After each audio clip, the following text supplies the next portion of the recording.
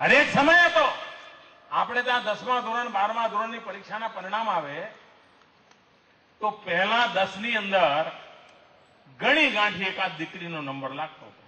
આજે સ્થિતિ એવી બદલાણી છે કે એકાદો ક્યાંક ભાઈલો જડે છે, બાકી બધી દીકરીઓ હોય.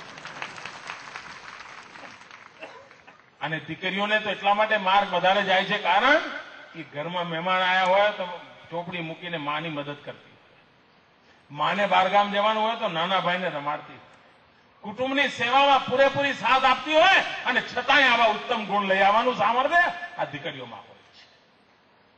રમત ગમત મિત્રો, આપણા ગુજરાતમાં પહેલા રમત ગમતમાં નામ નિશાન જ નહોતું.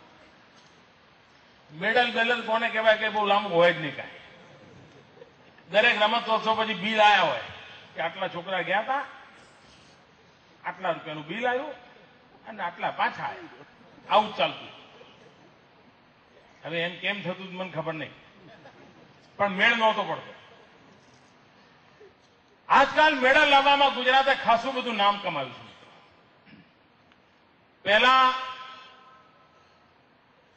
ડબલ ડિજિટ નહોતો થતો મેડલ લાવવામાં, 10 પહોંચતા નહોતા. હમણાં આપણે નાની મોટી રમતોમાં વર્ષે 250-300 મેડલ લાવતા થઈ ગયા છે. એનું કારણ એ નહીં કે મોદી આવીને બધા રમતવીરો તૈયાર કરી દીધા, કોઈ ઇન્જેક્શન આપ્યા છે ના. પહેલા કાકા મામા માસી વાળા સિલેક્ટ થતા હતા, હવે સાચા સિલેક્ટ થાય છે. ફરક આટલો જ છે, ફરક આટલો જ છે. પણ મિત્રો આજે મેડલ આવે છે એમાંથી 70% મેડલ દીકરીઓ જીતીને લાવી. 70%. આ સામર્થ્ય પડ્યું છે. સમાજનું ઘરેણું છે મિત્રો, રાષ્ટ્રની શક્તિ છે દીકરી. એ દીકરી બચાવો એ સામાજિક કર્તવ્ય છે. મિત્રો આજે ટ્યુબવેલની અંદર કોઈ બાળક પડી ગયું હોય ને, બાળક, તો આખા દેશના ટીવી વાળા ત્યાં ગોઠવાઈ જાય છે.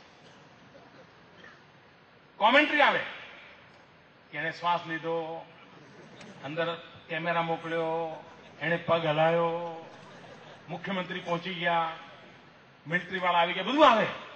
તમે હજારો દીકરીઓ બચાવવા માટે યાત્રા કરો છો, મને ખબર નથી કોઈ ટીવી વાળો બતાવશે કે નહીં બતાવે. મને ખબર નથી. આ એવું પવિત્ર કામ તમે કરી રહ્યા છો કે જેના સામર્થ્યનો કોઈ અંદાજ નથી મિત્રો.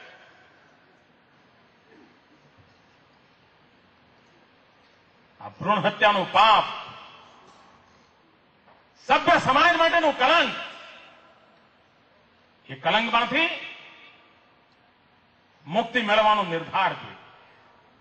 અને આપણા સમાજની તાકાત કેવી છે. હમણાં મેં એક નાનકડો વિચાર મૂક્યો. હું તો કોઈ સંત મહાત્મા નથી ભાઈ, હું તો રાજકારણમાં પડેલો માણસ છું. અને આપણા દેશમાં રાજકારણીઓના પોત કેવા છે બધાને ખબર છે. મિત્રો છતાંય મેં હિંમત કરી, મેં એક નાનકડો વિચાર મૂક્યો ગઈ 15મી ઓગસ્ટે. અને મેં કહ્યું કે આપણું ગુજરાત જેવું રાજ્ય હોય અને કુપોષણને કારણે સુવાવડની અંદર કોઈ માતા મૃત્યુ પામે, કુપોષણને કારણે સુવાવડની અંદર એના કુખેથી જન્મનારું બાળક મંદબુદ્ધિનું પેદા થાય કે વિકલાંગ પેદા થાય, શું આ સમાજને શોભે છે? શું સમાજ તરીકે આ સમસ્યાનું સમાધાન ન કરવું જોઈએ? અરે આપણે એવા લોકો છીએ, અહીં બેઠેલા દરેકે કાર્યક્રમમાં ભાગ લીધો હશે, દરેકે લીધો હશે. આપણે એવા લોકો છીએ કે મોહલ્લાની અંદર રખડતી કૂતરી વિવાળાની હોય ને, રખડતી કૂતરી, પાળેલી નહીં, આમ ઘર આગળ આવતી હોય લાકડી માંગી કાઢી મૂકતા હોઈએ, પણ એ પ્રસૂતા હોય કૂતરી, તો આપણે બધા ટાબરિયાઓ ભેગા થઈને છોકરાઓ મોહલ્લામાં બબે આના 4-4 આના ભેગા કરતા હતા. ભેગા કરીને ઘી ગોળ અને આટો લઈ આવી અને માટલાનો ટુકડો કરીને એમાં આપણે શીરો બનાવતા હતા અને પેલી ગામમાં રઝળતી કૂતરી પણ સુવાવડી છે એને શીરો ખવડાવતા હતા. એ દેશમાં કુપોષણને કારણે કોઈ સુવાવડી માં વિકલાંગ બાળકને જન્મ આપે કાં બાળક અને માતા મૃત્યુ પામે, કાં માતા મૃત્યુ પામે, એનાથી મોટી સમાજની માટે કોઈ બુરાઈ ન હોય. અને ત્યારે મેં વિચાર મૂક્યો કે આપણા રાજ્યની અંદર વર્ષે 12 લાખ માતાઓ સુવાવડી થાય છે. એમાંથી 4 લાખ એવી છે કે જેમને ચિંતા એ છે કે ઓછું કેમ ખાવું. એને પૂછવું પડે ડોક્ટરને શું ન ખાવું. 8 લાખ એવા છે કે જેને કાળજી કરવાની જરૂર છે. શું આવડો મોટો ગુજરાતનો સમાજ 8 લાખ માતાઓને એની સગર્ભા અવસ્થાના 5-6 મહિના એની ચિંતા ન કરી શકે, એના પોષણની ચિંતા ન કરી શકે. અને મેં લોકોને વાત મૂકી કે ભાઈ આપણે સુખડીનું દાન કરવું જોઈએ. અને મિત્રો મને જાણીને આનંદ થયો, લગભગ ગામો ગામ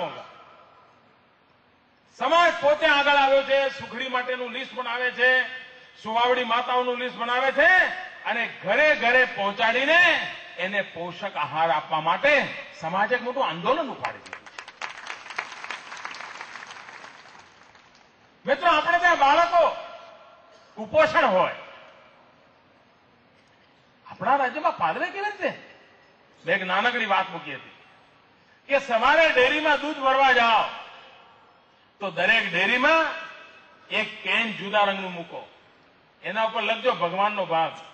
આમાં બિનસાંપ્રદાયિક લોકોને તકલીફ ન પડે પાછી. મેં એમ લખજો ભગવાનનો ભાગ, એવું લખજો. અને મેં કહું છું કે તમારી પાસે જે દૂધ ભરવા આવે છે 50 ગ્રામ, 100 ગ્રામ, 200 ગ્રામ, જે તમારી તાકાત હોય એમાં દાન આપજો. લગભગ આખા ગુજરાતની ડેરીઓમાં આ કેનની અંદર ભગવાનના ભાગમાં દૂધ લોકો આપવા લાગ્યા. અને ત્યાં ને ત્યાં એ ગામના ગરીબ બાળકો ડેરી પર આવે છે અને તરત જ તાજું દૂધ એ ગામના ગરીબ બાળકોને પીવા મળી જાય છે. ક્યાંય સરકાર વચ્ચે નથી આવતી, ક્યાંય રૂપિયા પૈસાની પહોંચ નથી બનાવવી પડતી.